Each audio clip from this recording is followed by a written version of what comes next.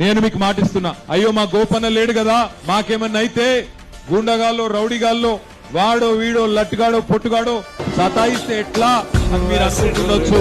ఎక్కువ దూరం లేను, నేను కూడా పక్కనే బంజారా హిల్స్ లో తెలంగాణ భవన్ మన జనతా గ్యారేజ్ ఉన్నది.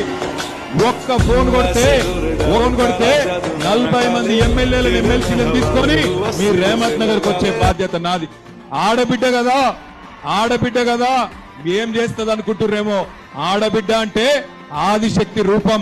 తప్పకుండా సునీతమ్మ కూడా అర్ధరాత్రైనా ఒక అమ్మలాగా ఒక అక్కలాగా మీ కండగా నిలబడుతుంది. మేమందరం కేసీఆర్ గారితో సహా మొత్తం పార్టీ మీ కండగా నిలబడుతుంది. భయపడవలసిన అవసరం లేదు. ఏ స్థలం అయితే గోపీనాథ్ గారు కాపాడినరో ఆ స్థలంలో బ్రహ్మాండమైన స్టేడియం పెడదాం. దానికి మాగంటి గోపీనాథ్ గారు పేరు పెడదాం. ఎన్ని కోట్లు ఖర్చైనా బ్రహ్మాండమైన స్టేడియం కడదాం.